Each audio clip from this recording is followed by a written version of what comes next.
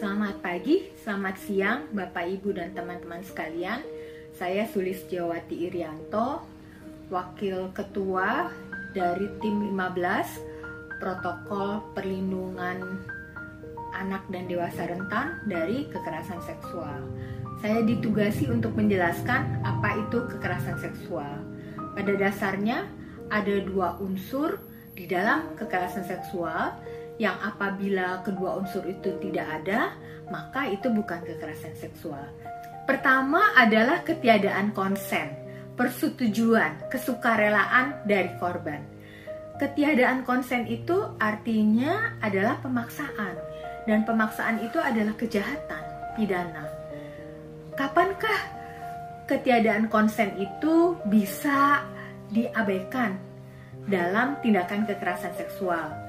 Yaitu pada kondisi di mana korbannya adalah anak-anak di bawah umur, sedang sakit, sedang tidak berdaya, tidak sadar karena berbagai sebab.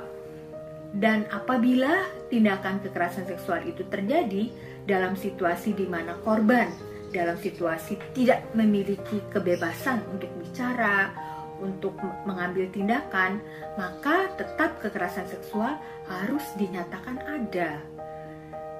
Yang kedua adalah unsur power relation, relasi kuasa, di mana pelaku memiliki kuasa lebih daripada korbannya. Dan contoh yang paling jelas adalah misalnya pelakunya gurunya atau orang yang lebih dewasa atau bahkan dosennya di universitas ya. Itu pelaku adalah orang yang lebih senior, lebih pintar, lebih bisa menentukan si korban itu akan lulus, nilainya berapa atau tidak lulus. Dalam situasi semacam itu, korban tidak memiliki kuasa untuk melawan, tidak bisa meniadakan perintah yang diinginkan untuk dia lakukan.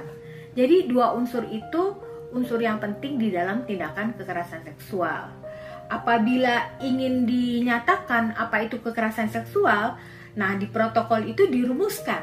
Kekerasan seksual adalah setiap perbuatan yang merendahkan dan atau menyerang terhadap tubuh, keinginan seksual, dan atau fungsi reproduksi seseorang dengan memanfaatkan kerentanan, ketidaksetaraan, atau ketergantungan seseorang berdasarkan jenis kelamin yang dapat disertai dengan status sosial lainnya yang berakibat atau dapat mengakibatkan penderitaan atau kesengsaraan fisik, psikis, seksual, kerugian secara ekonomi, sosial, budaya, dan atau politik.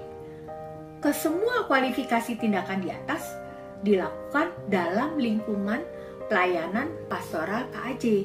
Jadi kalau korbannya itu adalah warga dari Keuskupan Agung Jakarta, tidak pandang segala latar belakang umur, kelas sosial, dan lain-lain, maka protokol pelindungan ini berlaku terhadapnya untuk melindungi yang bersangkutan. Dan tugas dari tim kami itu adalah melakukan pencegahan berupa memberikan literasi hukum, literasi terhadap bahwa protokol ini ada.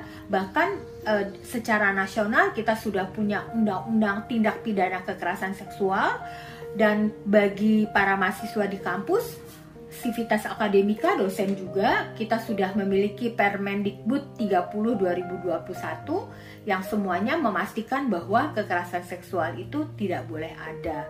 Nah, dalam hal ini Keuskupan Agung Jakarta adalah keuskupan yang pertama kali merumuskan protokol dan akan memastikan bahwa setiap warga di Keuskupan Agung Jakarta akan dilindungi oleh protokol ini, terutama anak-anak dan dewasa rentan.